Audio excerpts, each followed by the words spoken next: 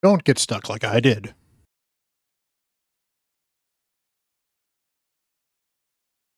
Hello, everyone. Bront CatHerder here. We're having some fun talking King Arthur, Legends Rise. So we are here. I mentioned in my previous video where I was talking about liking the game, some of the things I liked and some things I didn't, that I hit a difficulty spike at some point in time that really kind of put me off the game a little bit until I got back into it and started figuring some stuff out. And I figured I wanted to kind of talk about a few things that you can do to not get stuck where I got stuck, as well as maybe not make some of the same mistakes that I probably made. So we're going to go over a few suggestions on ways that you can work on your account, the things you can do to make some of that initial progress, mistakes that you could make, and things that you shouldn't worry about too much as well. There's plenty of mistakes you will make earning account. I'm still making mistakes, I'm sure, but there are plenty of good strategies you can do to generally not feel too bad about any of the mistakes that you make. So without further ado, let's get into some of them. First up, equipment can feel very intimidating, but it's not as bad as it could be. First of all, your helmet is always going to be an attack base. Your cuirass is always going to be defense based, and your boots are always going to be HP based. So that top stat there is the one that goes up at every level. And then every 3 levels, you will either get a new substat if you don't have that many substats, or you will add to a substat. So for example, this was a legendary. So this came with 3 substats in the first place. So this got a +1 here and a +2 here, and then got a 4th stat eventually. This one here is a 3-star, can only go up to +9. 4 stars and above are the only ones that can go to +12. And this one here got 2 pluses and then a 3rd stat, because it could got at +9, it got the 3rd stat. Another thing to be aware of is you have to get a 4-star piece here in order to get a percentage stat topper on these pieces right here.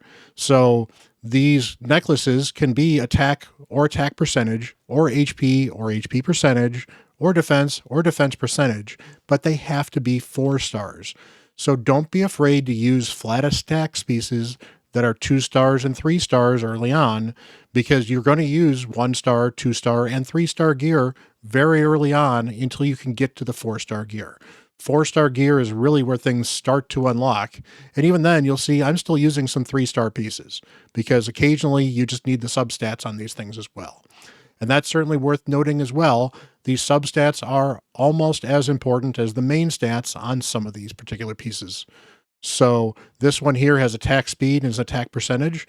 If this was an HP percentage, I still might want this because this has got an awful lot of attack speed. It's also got some crit damage. Crit damage is very useful on this particular champion. Evasion, good on any champion, better on champions you're looking to defend, but it doesn't hurt anybody else.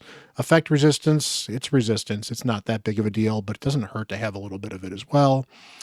These particular things here, there's a couple of stats that you can have on top of each of these pieces as well.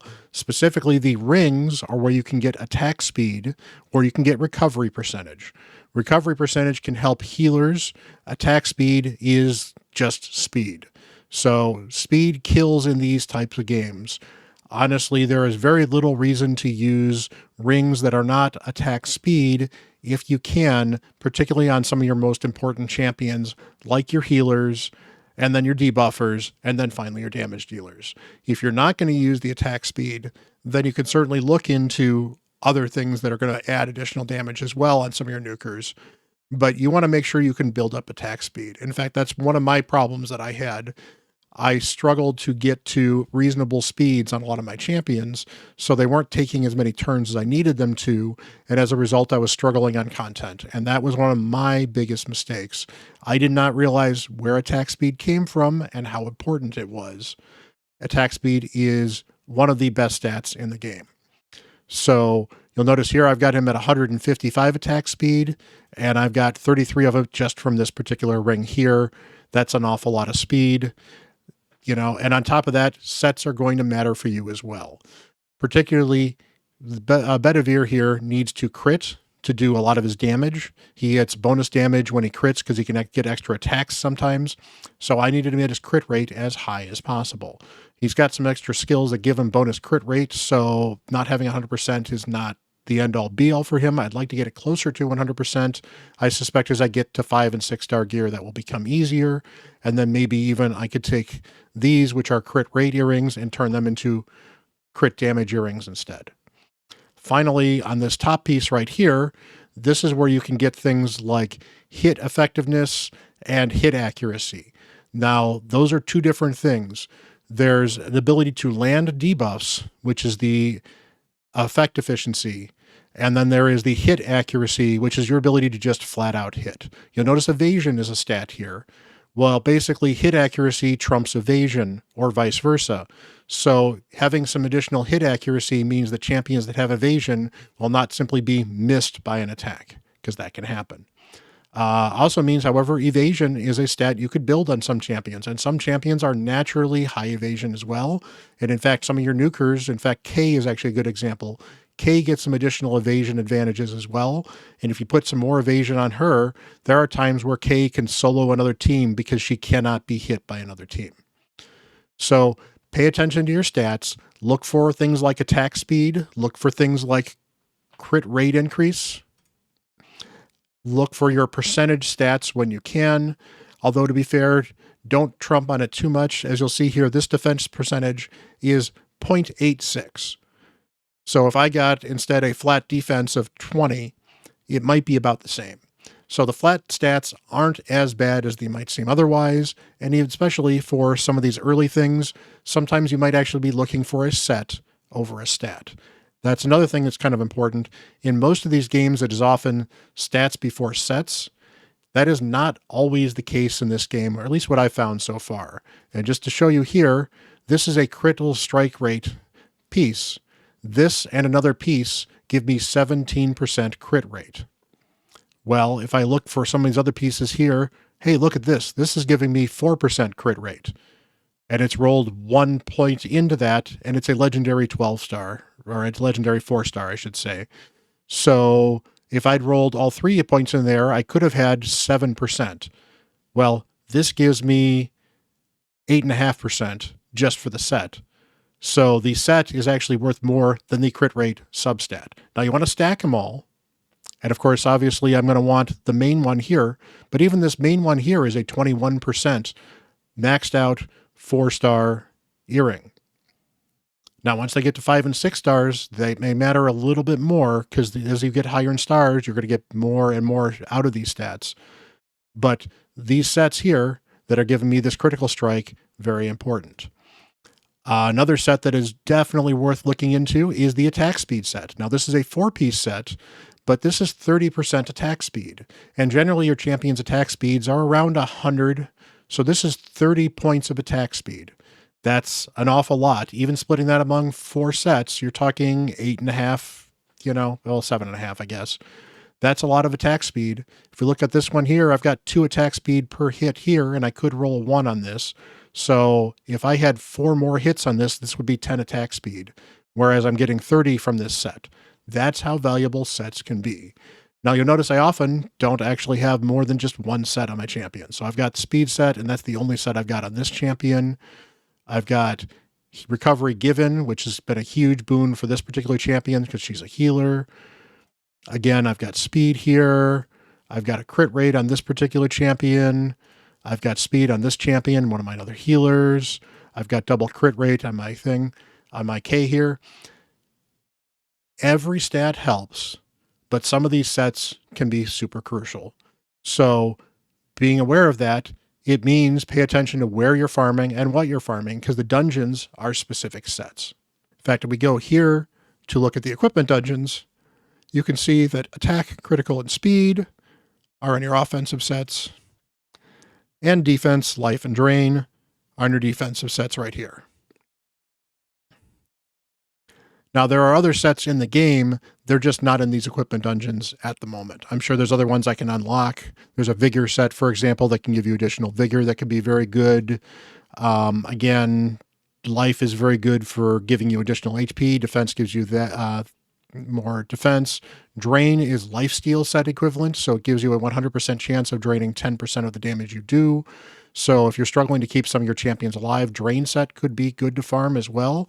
You'll certainly cut down your damage a little bit, but they will stay alive, which, you know what, dead end heroes can't really help you very much, can they? Whereas I found that the critical and the speed sets were more important, at least for me, to be able to get some of the damage and the speed to do everything else I wanted to do. So I spent time farming this, and that helped my account quite a bit. Don't be afraid to farm gold. There's literally a dungeon for level up stuff and gold, and it's right here, and you'd be surprised how much you will burn through your gold. Now, you eventually get gold while doing other things. So if you're doing a bunch of other things and you have a lot of other things to do, then fine, don't farm gold immediately. But you will blow through your gold rolling up a little bit of your gear, and overall, that's fine, because once the gear is rolled up, it's rolled up, you know what you've got, and you've invested in it. And the good news about gear is that the gear that you have invested in, you can sometimes re-roll the stats after you've re-rolled them and get something better if you don't have the right stats that you wanted or you want them in a different order. So you can certainly try to quote-unquote reforge some of these pieces. But on top of that, removing gear, while it does cost you gold, is not super expensive either. So you can remove the stuff that you're not using. And in fact, it is still better for you to remove bad gear and sell it than it is for you to simply destroy the gear, which I don't think you actually can destroy gear, so that's good. But you're going to run out of gold. So don't be afraid to farm some gold. Don't put off this dungeon just because, oh man, I don't want to just farm silver or gold. It's so bad. No, you will need to farm gold. Much like gold, you're going to need to farm some of these level up materials. These are the things you use to advance champions up to the 6 stars. So you don't use chickens, or you don't make lower level champions into higher level champions. You use these mythical mana orbs. So there's a dungeon to farm them. It is pretty straightforward. This is going to be where you live early on. You can convert these things into higher levels, but ideally you want to be farming, you want to get to a point where you're farming red ones somewhat regularly, even if you're only getting 1 or 2 red ones out of a triple run. That's still better than nothing, and you will eventually get enough of them to advance most of your champions to 6 stars. So work on this dungeon. This is dungeon, really you need to get past, I believe it is Plane of Beast 7 is kind of the hardest spot to get past. I struggled very hard to get to Plane of Beast 7. Now that I'm on Plane of Beast 8, it's even easier for me to farm. Every once in a while I try Plane of Beast 9, but getting to Plane of Beast 6 is going to be the biggest jump in your account. So you do want to focus on that a little bit. That means that there's specific champions you're probably going to want to focus on. So as far as the free champions that you get that will give the most to your account early on, Morgan is a good champion to get and to build. However, as a legendary, she is going to be expensive to build, so she doesn't have to be the #1 champion for you to build in the first place. What you kind of want to do to build her is she can deceptively do good damage, but she is a debuffer and a support champion first and foremost. So we go into her relics here. Her most important skill, in my opinion, is this champion one right here that hits 3 times, and each of those attacks has a chance to drain 10% of their target's attack gauge, or effectively turn meter. So being able to drain that gives her an awful lot of control and can make up for the fact that you may not be as fast as you want to be, and is effectively a per turn meter control that happens to do an okay amount of damage. This is not a bad amount of damage, because as a legendary, she tends to have higher stats than your lower champions. So early on, she's going to do more damage. She's also going to be fairly tanky, but that means that she's not as high a priority to bring up to a 4-star or a 5-star or a 6-star compared to other champions you might have. Turin is another champion that you get for free. I believe you get her through the story. She is a great champion. She is one of the better healers in the game and one of the better supports in the game as well. And I recommend running her with Morgan early on. If you find a better healer, that's fine. There are other healers out there. Whether or not they are better, I don't know. But she is a very good healer. And specifically what she does, first of all, if we go into the passives here, she has a, if you get her high enough in her chivalry, she will automatically change the thing to night and rain, and then everyone starts with recovery increase for a couple of turns to start with. And she gets additional ones if Ain is present, apparently. And you increase the turns on that by 1 if you've got this leveled up. I've actually got this one leveled up. I don't have a lot of my passives leveled up, but that is definitely important. And then you get recovery powder at night, which restores additional max HP when healing people. So at night, she is significantly powerful. It's actually worth getting her up to Chivalry. I believe it is Chivalry. Nope, it's actually Chivalry 1. So it's even not that hard for you to get. You can earn Chivalry 1 through the campaign, through earning some of these, whatever these things are, the souls or something like that. So that is definitely worth investing in Turin early on. On top of that, her relic, which you get for free, gives her a heal over time, as well as an effect accuracy increase and a defense increase. So she can reduce the amount of damage you take, give you a recovery over time if it's night, and of course, since she can set it to night, it's always going to be night when she's on your team, which is great.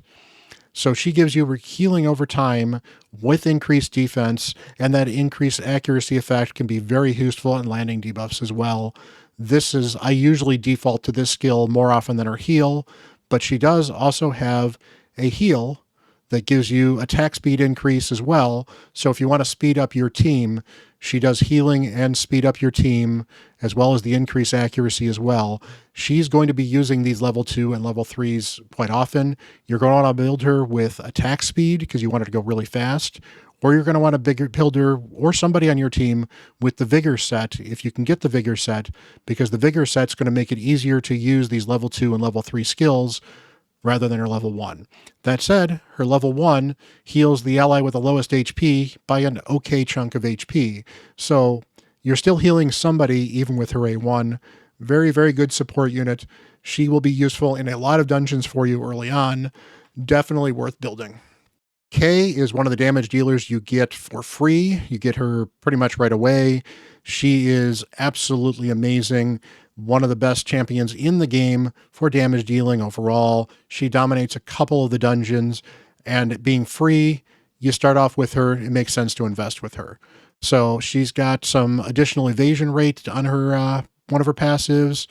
She can give herself additional attack increase to other people that are stags. She's, of course, got a 5-hitter A1, a 4-hitter A2 that gives her crit rate increase as well, and then a 4-hitter AoE A3 that does additional damage if the targets are low on HP in the first place. So she is very good at placing the final kill in an AoE attack. Very, very good for AoE in general, which is very good for clearing waves. Very good early on for just doing damage to all the champions. This champion thing hits pretty hard. The crit rate is really the reason to use this particular ability. And versus the boar, where you have shields that you have to wear down, this 5-hitter is very, very good as well. Now, King Arthur is not a bad champion. He is a solid damage dealer, but he doesn't shine anywhere either. Early on, he's pretty decent, and in fact, one of the things he does have is he effectively has a 50% stun chance on one of his abilities. That can be very critical to land, but at a 50% chance, it's really a little bit of RNG. His A3 hits really, really hard. You can see this is almost 200% of his attack. That's pretty good, and it hits pretty hard. He's also got another weapon you'll get that actually makes him more of a support champion, where he can do increased speed and increased attack on everybody. And then his A3 here still is a bit of a single target nuke, and it can do additional damage to frost champions as well. So he's a decent champion. He will definitely get the job done for you early on. He is not a mistake to invest in. However, I think there are better champions to invest in early other than him that will get your account just a little bit further. Specifically, you get Tristan from the campaign later on. You also can get Tristan from 7-day login, I believe, as well. So you can eventually get him pretty quickly to level 1 chivalry or level 2 chivalry.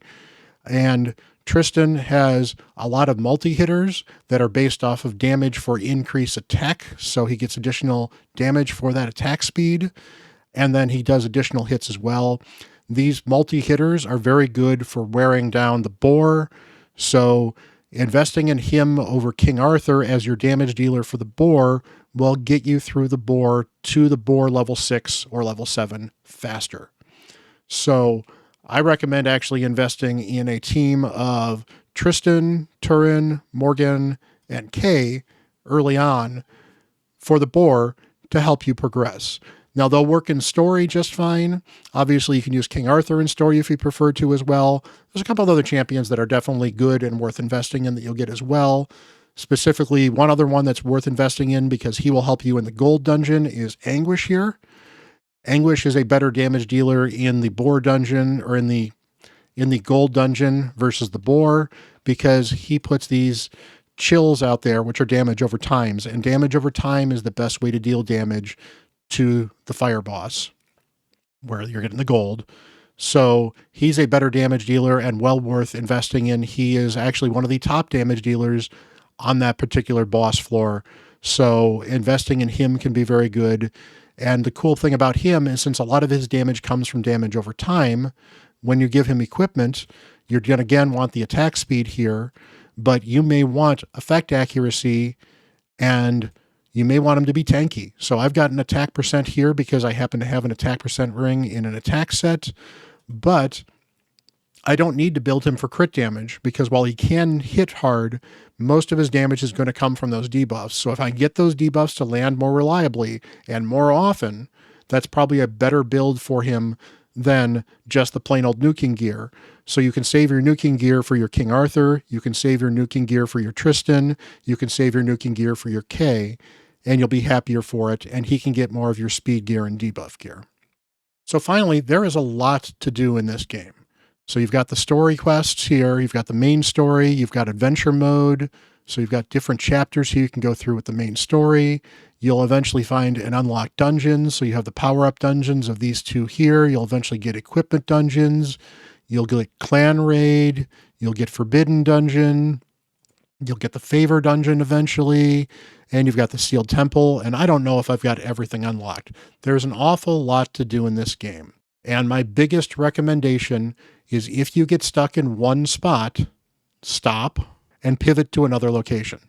Adventure mode is free for you to work on, takes no stamina, so you can do adventure mode and get rewards, which is one of the ways you can certainly get stuff that will then help you advance your account. If you're stuck in the story mode, maybe you need to farm some more gear, maybe you need to level your champions up a bit more, maybe you need to level your relics up a bit more. There are so many different ways to power up your champions. Generally, when you hit a stone wall of progression in one area, it means you need to power your champions up, which means you need to progress in another area. So eventually you will find you'll kind of know who you're targeting and what you want to target them with and where you want to advance them. So once you get to a spot where you're getting your 4-star gear, you're getting good 3-star gear as well, you're getting the red orbs to be able to advance people, you can then start focusing on, well, now I want to level up some of my skills, so I need to get champions for those dungeons. And that's where you start working on expanding your roster, because eventually you're going to need a pretty diverse roster of champions, because the champions that are best in one dungeon are rarely best in every other dungeon. There are some legendaries that are very useful in a lot of dungeons. And in fact, that's one of the reasons I really like Morgan.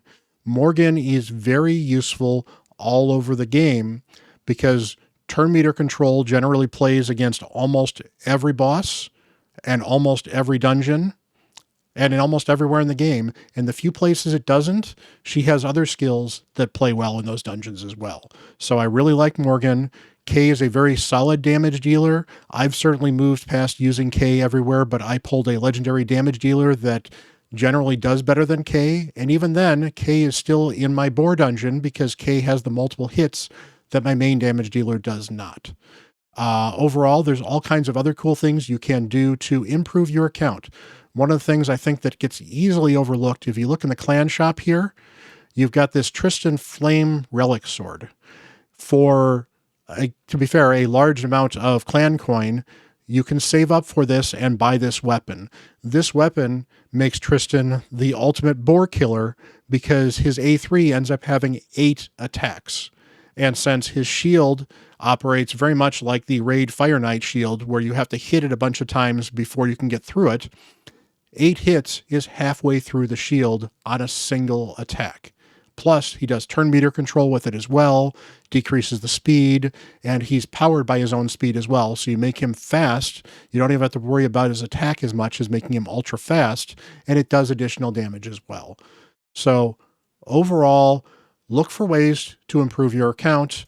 Arthur's Frost Relic here, you can certainly get that here in the clan shop. You can get champions you can unlock in ways other than just pulling them. And yeah, there's plenty of ways to pull. In fact, I think so far I haven't found a reason to use these gems on anything other than the pulling. But at some point in time when you get stuck in progress, you're going to need to invest your gems and your stamina in the progress and not necessarily in getting new champions as well. And if you are constantly pulling champions, you're going to find that you're overwhelmed with champions you want to build. So focus on a core of 4 to 6 champions. Probably 6 is about the right core to fit, because you're going to need to shift here or there and swap one champion out for another champion here or another champion there. So build your core team of 4 to 6 champions or heroes or whatever you want to call them, and then slowly but surely expand as you find you need additional abilities. So hopefully that will help you get past some of the areas you can easily get stuck in. There is a lot to understand in this game. Do not be afraid to look it up. There is a lot of information on the web about the breakdown for gear, the chances of getting gear. I've actually been fairly surprised that Netmarble has actually provided rarity stats for how often some of the things drop, when they drop, and even what floors they can drop on. They've done a lot of good on giving you knowledge about where things are, where everything goes. And if you're always confused and you're confused about what you can do to level up, go into a champion, go into a spot here, say, where do I get this? I have to get this from the favor dungeon. Let's go to the favor dungeon. Well, currently the favor dungeon is locked, so I can't do this right now, but it's an option. Where do I get experience? Well, I can get it from the plaza here. I can get this from the main story. If I want to go to the market, hey, go to the market. Oh, look, there's legendary experience potions. I can buy those if I need the experience potions. Nice, easy to deal with. The game will help direct you where you need to go. And if you can't get there right now, it'll show you it's locked. And eventually you can figure out, depending on how many clicks it takes, you can figure out what you need to do to unlock it. Sometimes that means you need to go through adventure mode. In fact, currently I cannot improve my castle until I finish adventure mode in the next level. So that's one of my next goals, is to go finish adventure mode. At some point in time, I'll finish adventure mode, and then I'll have something else that'll be in the way of improving my castle or improving a champion. And the game does a very good job of pointing you in the right direction. So don't be afraid of a roadblock, because this is not a single straight road. This is a winding maze of multiple roads that are all eventually ending up in the same direction. You just need to pick which one you're going to work on at any given time to make progress on. So hopefully that is helpful. I appreciate you guys hanging around. Hopefully you guys are enjoying King Arthur, and I will have a link below for you to join the game. I am kind of hoping maybe I get picked up as a content creator for this as well. So hopefully if you like these video, and hit that like button, hit that subscribe button, and who knows, maybe we'll make a second channel if this becomes popular enough, or maybe we'll just kind of mix it in with this channel as well. So until the next video, I'm Bront CatHerder.